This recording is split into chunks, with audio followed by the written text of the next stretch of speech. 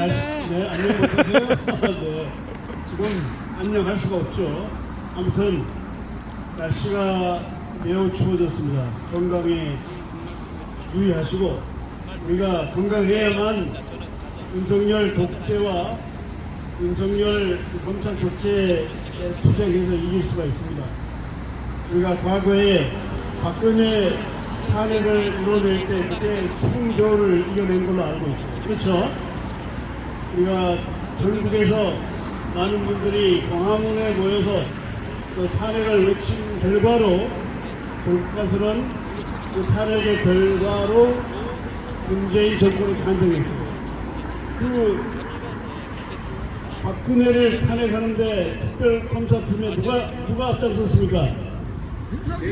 윤석열이가 앞장섰어요. 그런데 윤석열이 지금 어떤 태도를 하고 있어요? 박근혜를 찾아가서 최근에 그 사우디하고 카타르 돌아오면서 바로 그날 어디로 갔습니까? 그 12.6 1979년이죠. 79년 10월 26일 박정희가 김제교에서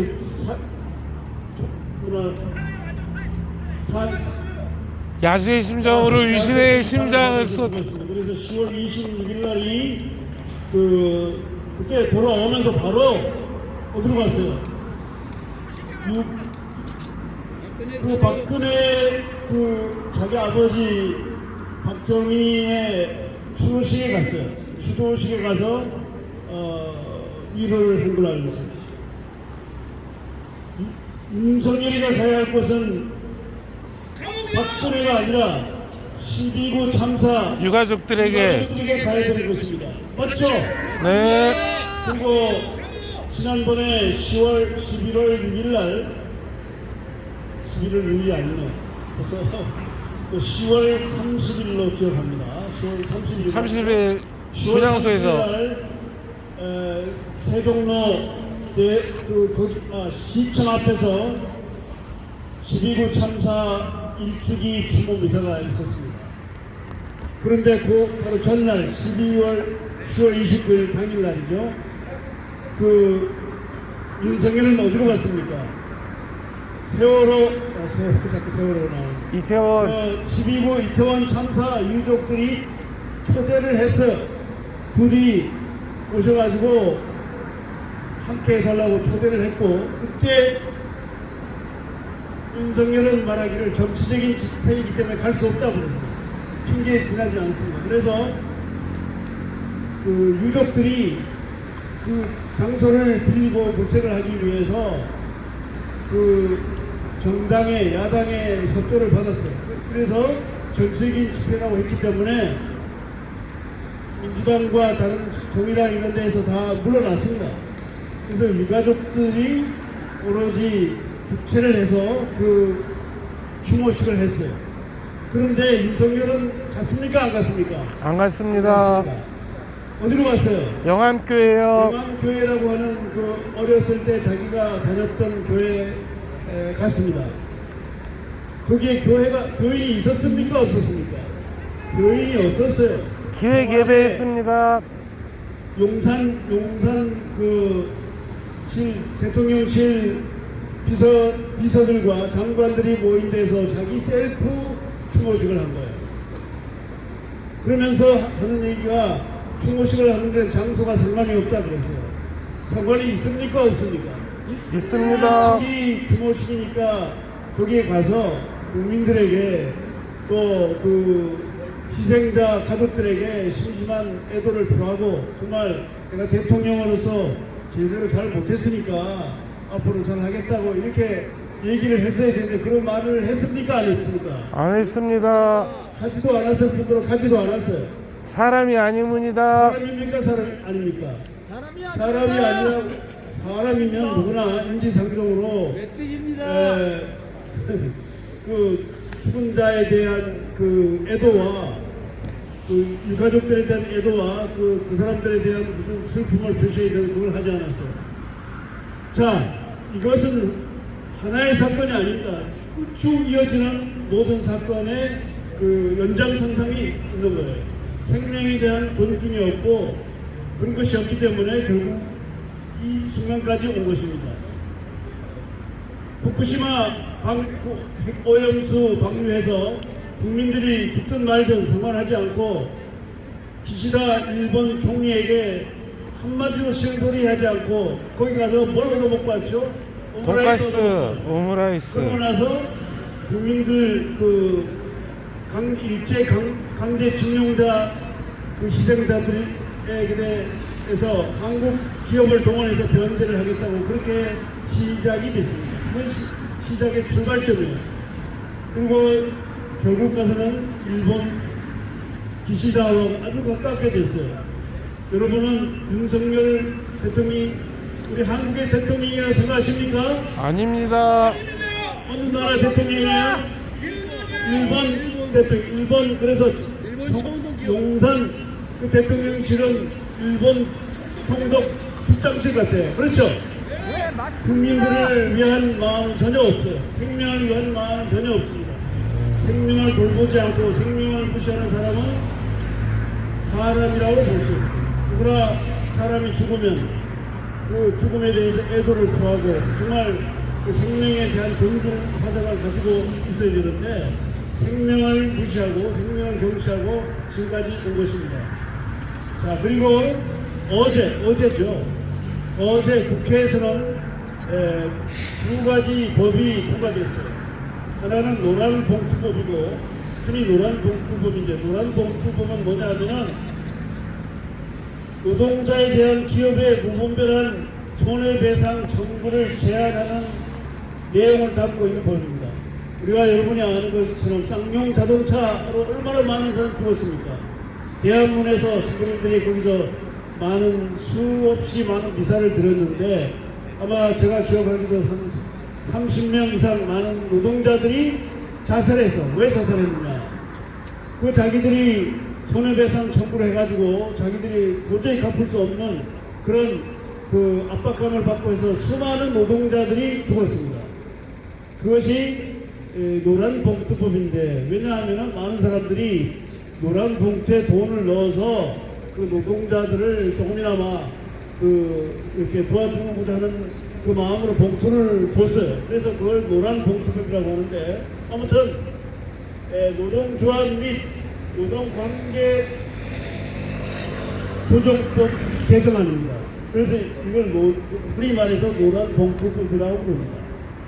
그리고 한 가지는 방송 3법이 있어요. 방송 3법이 뭐냐 하면은 방송법과 방송문화진흥회법, 한국교육방송공사법 개정안입니다. 자, 여러분이 보시는 것처럼 지금 이동관 방통위원장을 앞장세워서 지금 그 여론을 이끌어가고 있어요. 지금 KBS 시청료 그 분리 징수안을 통과시켰죠.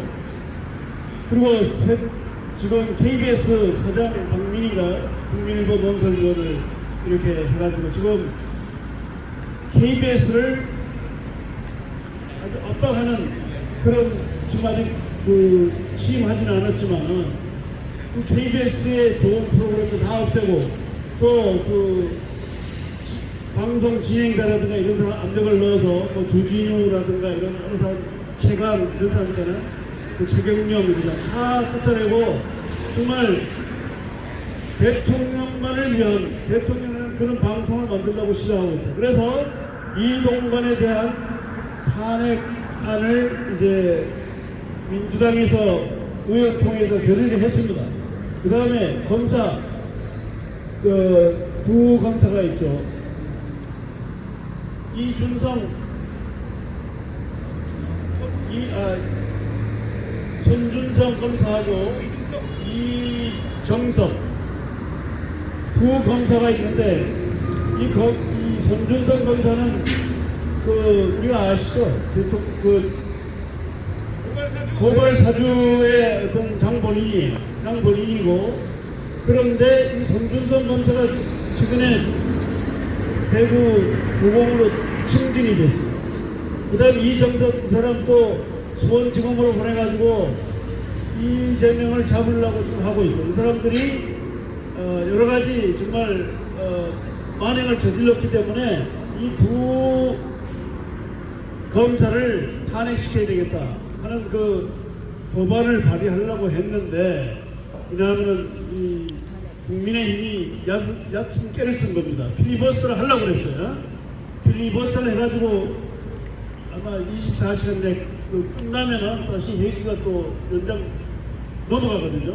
그러면 그 법안을 그러니까 두 탄핵안 이동관과 두 검사를 탄핵안을 하려고 했는데 이 사람들이 깨를 부려가지고 그걸 안 한 거예요. 그런 것도 있지만 그것에 대해서 방송에서 보도를 합니까? 안 해요. 왜 필리버스터를 중단했는지 그 이유를 국민들은 잘 알고 있는데 기자들도 똑똑하니까 잘 알 텐데 그 사람들이 그걸 보도를 안 하는 겁니다. 제가 신문방송학을 대학에서 전공했고 또 대학원도 다녔기 때문에 언론이 중요하다는 걸 너무너무 잘 알고 있어요. 이동관이 누굽니까? MB 때 그 우리 언론을 탄압한 그런 장본이 그 사람을 다시 방통위원장으로 임명해가지고 지금 방통위원회가 한 5명이 위원이 해가지고 회의를 하는데 두 사람 지금 이동관하고 한 사람 이상인이가 있어요. 두 사람이 회의를 해요. 회의를 해가지고 지금까지 그 신문을 보니까 14건을 통과시켰더라고요. 그리고 YTN 알죠? YTN을 또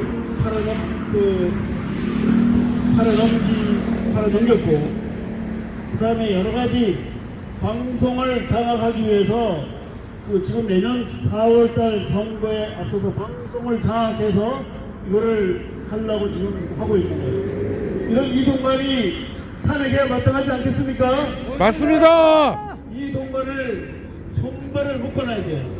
자유롭게 기자들이 이런 데 대해서 제대로 말을 못하고 있어요. 지금 겸손은 힘들다, 그 다음에 푸른 나무 이런 진보적인 유튜브에서만 얘기를 하고 있지, 일반 조중동, 기성, 레가시 미디어에서는 이런 거를 얘기 못하고 있어요. 국민들이 알아야 되는데 국민들의 기원을 다 받고 있습니다. 그래서 우리는 분명히 지금 왜 이제 제가 생각을 해봐서 왜 필리버스터를 안 하게 됐나. 노란 봉투법하고 방송 3법은 분명히 박근혜가 아니라 윤석열이 거부할 겁니다. 그렇죠? 지금 민주당이 발의한 모든 법안을 다 거부했어요. 대통령이 거부하라고 그게 대통령 자리에 있는 게 아니잖아요. 거부할 건 거부하지만 좋은 건 통과시켜야 되는데 거부를 하지 않아요.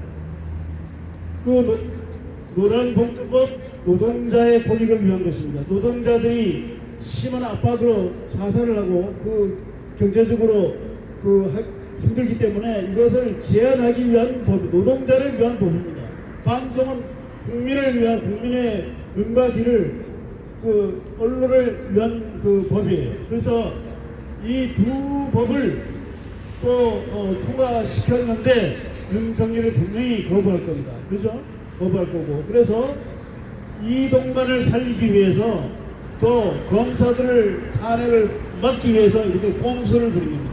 그래서 우리가 이것을 분명히 알아야 되고 이런 것을 알고 우리가 제대로 정말 대처를 해야 된다 하는 것을 저는 말씀드립니다. 그래서 저도 할 말이 많지만은 구호 외치고 내려가겠습니다. 국민의 명령이다. 윤석열을 탄핵하라. 파면하라. 파탄시키는 윤석열을 탄핵하라. 윤석열을 탄핵하여 나라를 바로 세워야 되는데 제가 이제 윤석열을 주문을 외웁니다. 주문. 파면한다. 헌법재판소에서 내리는 마지막 그 주문을 우리가 기다려야 돼. 주문을 계속 외우면 주문대로 이루어집니다. 윤석열을 파면한다. 아니 파면한다. 파면한다. 파면한다. 파면한다. 파면한다. 파면한다. 윤석열을 파면한다. 파면한다. 파면한다. 윤석열을 파면한다. 파면한다. 파면한다. 감사합니다. 네, 하면 될 겁니다.